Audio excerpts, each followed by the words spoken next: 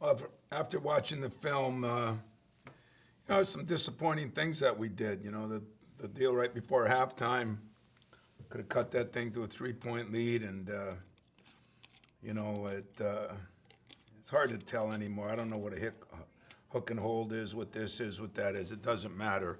What we haven't done a good job is overcoming a little adversity when something strikes like that, and so instead of going into halftime 5-6, maybe down, we go in 11 down. Start out the second half, get 2 stops, get 2 buckets, and then they hit a big 3 on a loose ball. So I didn't think we did a very good job of that.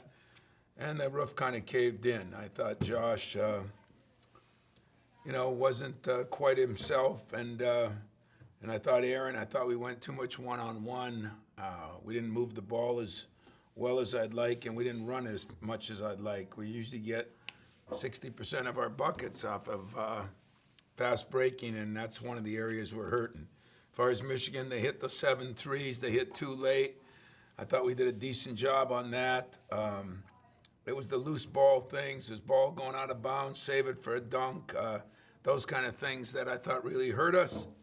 And we're going to try to guard things a little bit differently on a few other plays, and that's what you do in between games now, and see what that does for us. I think our guys are confident that they're a very good team, meaning Michigan is, but that we just got to stop those little lulls, especially at the end of the first half, and see if that can make a difference.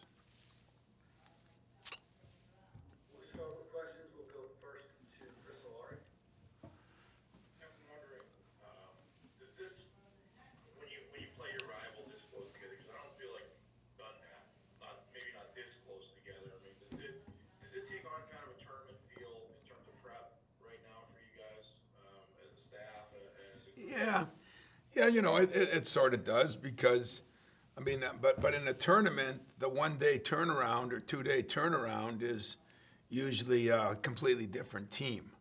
So when you play the same team again, it looks more like the NBA playoffs than it does college, and it doesn't happen that way very often. So I would say that the prep we had today was to review some of the film, review some of their plays, and review a lot of what we think we got to do offensively a better job of. And that's what we'll continue to do tomorrow and see if that'll make a difference on Sunday.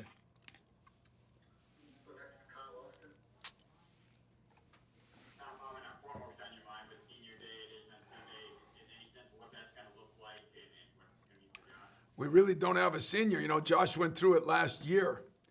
And so he didn't want to go through it again, and he's really our only senior. So kind of a strange deal. Even the 2 managers that are seniors went through it last year. So it's going to be a strange senior day for us, and I don't know. We're looking at a few things, but, other than maybe doing a little something for Josh, he kind of went through it and knows he went through it and feels comfortable with that. So, I haven't totally decided, as dumb as that sounds. If we do, it'll be something small. But most importantly, no seniors other than Josh, who's already been through it.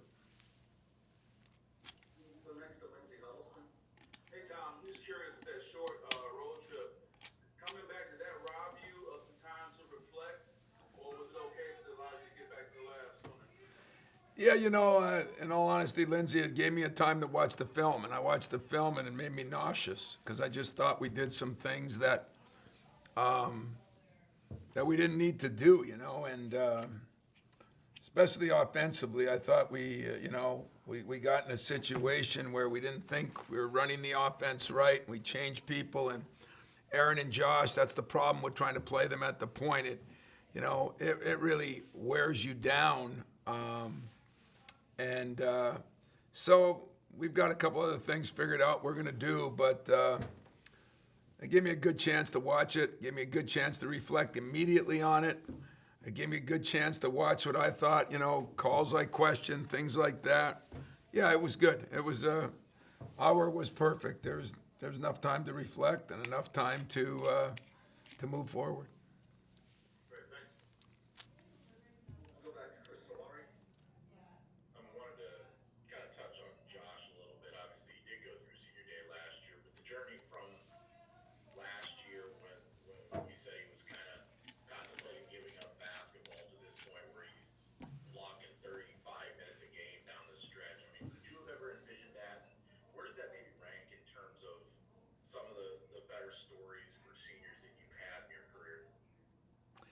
That's a great question, Chris. I would think that it ranks on the top.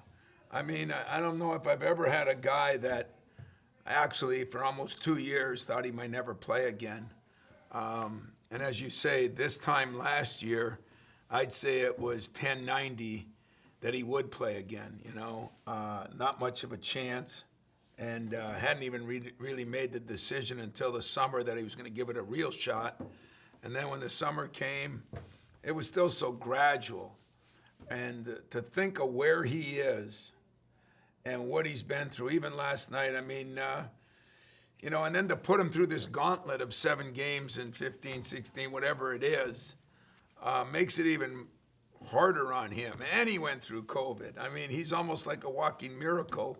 And I don't want to use that term like that because there's some people that truly, truly are miracles. But when I look at Josh and what he's done, and we've thrown some leadership responsibility on him, we threw some things on him offensively, defensively. We had him play the point some. He is playing in the 30s now, minutes a game. He's got to do it at both ends.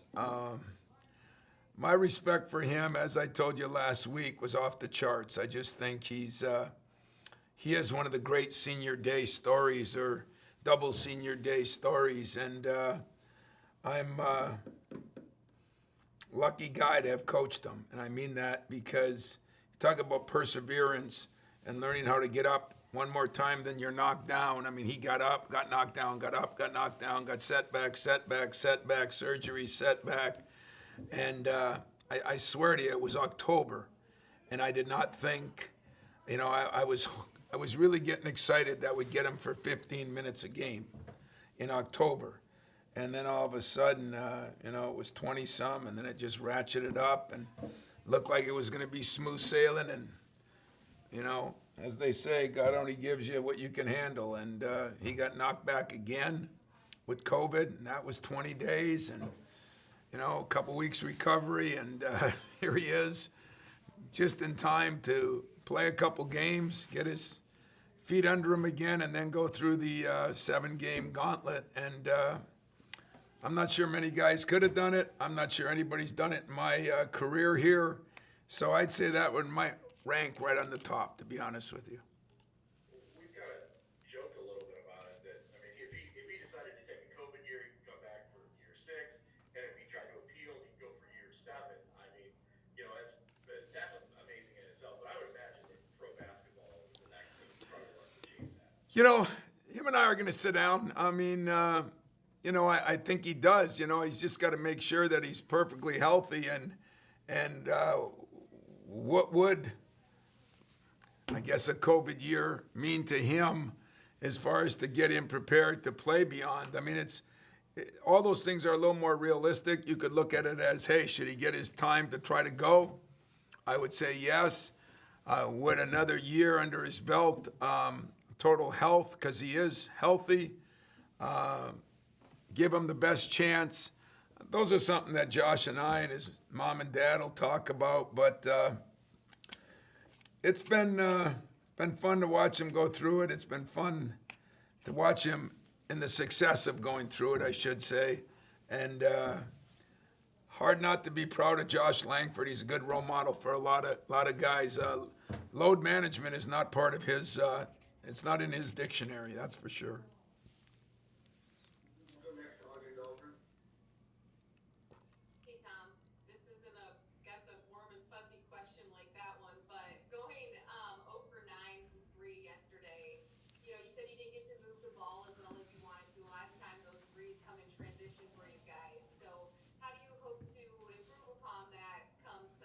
Well, we hope to run a little bit better, but, moving the ball is, they do come in transition. As you saw in the Indiana game, Gabe hit 2 big ones in transition, Aaron got 1. But they also come by moving the ball. And I just thought the second half, we looked tired. We probably were a little down because we did some, what I would call things that didn't make sense there, and frustration, and I don't think we handled that real well. So I think there's a combination of things, but I think we moved the ball better, run a little bit more. And, the 0 for 9, it almost excites me that we only took 9, because sometimes you get in a game like that and you just start firing threes. We've had that happen to us too. But guys hung in there with it. I think we'll shoot better. We'll be at home. Hopefully that'll help.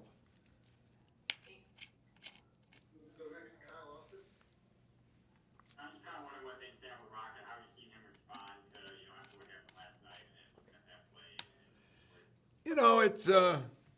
It's as I told you a week ago. I think the hardest part for a guy who seems like he scored a lot in high school. There's no question that his defense led to his offense last year. I think everybody would agree to that. Didn't shoot much different a percentage, but he was so good defensively, and that's what I told him. I thought he's lost his tenacity, and you look at things and you kind of show him, but actually he had a pretty good day today. So I don't totally know. I just know that he's got to play better, and I got to coach better, and those two things got to happen, and we're going to find a way to make them happen. Go next to Grant Scott. Tom, I'm wondering what the advantage of there must be no better scout team than actually playing your opponent 72 hours before you play them again. And what you're able to learn from that you maybe couldn't in a normal setting. Like, are there things from the original scout that you go, this doesn't work, this did, let's try this? Well, I think I told you, Graham, that when I had my little looks at the NBA, my NBA buddies, like Doc Rivers or Flip Saunders at the time, or, there were two or three guys.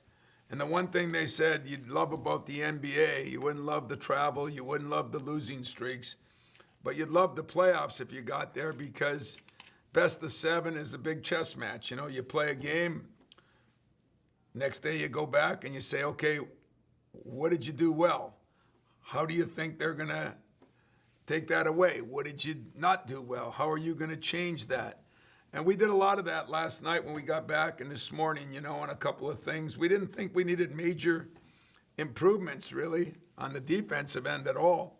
On the offensive end, they played good defense, take nothing away from them, but we played bad offense. And the ball movement in that, and what we did from the point is not acceptable. So we're going to have to do a better job of that. But it is kind of interesting. For the first time I've ever had to deal with it, I could see where the Lakers and Celtics and flying from one side of the country to the other, there was probably a lot of chess matches going on in those airplanes, and it had to be kind of interesting, and I could see where it would be fun to try to guess and decide and make the right moves. And yet at the end of the day, got to take care of the ball. You can't make plays that go from a good rebound to a turnover to a basket, or a loose ball to a three. You can't make those. And at the end of the day, sometimes the ball's got to go in the basket. So that's what we're kind of hoping for, and figuring we'll do a better job of. Looks like we'll wrap it up with one from Max Sharp. Tom, when we talk about the rivalry in the traditional sense, I wonder what it was like there last night, when a night that would normally be that place has been buzzing. They're playing for a championship. It's a rivalry, but to do it in that setting, how odd it was, and then also to turn right back around and know everything that's still on the line in your building 2 days later. Does it affect the way you feel playing in a rivalry game, or do you felt like it did at all? No, I'm sure, and Juwan hasn't been through it really as a coach, but a little bit last year. But you're right. I mean, it's completely different, especially when there's things on the line. It was surreal last night. It was just bizarre. I mean, it's you play a lot of games and you realize at Purdue it's going to be this, at Indiana, but your rivalry game, and to have, I don't know, a couple hundred people in the stands or whatever, it was strange. I'm not sure either team, loved it, but it is what it is, and we got to do what we got to do. And like I said, we're one day from getting all 20 of our games in, and that's there's a lot to be said for that for our players. It was one of our goals, one of our missions. We found a way to get it done. And somehow, some way, we're going to make sure the rivalry still heats up. But it's not the same when there's a couple hundred people compared to 15,000. Coach, that appears to be all the questions that we have. Appreciate you guys, and I'll see you Sunday.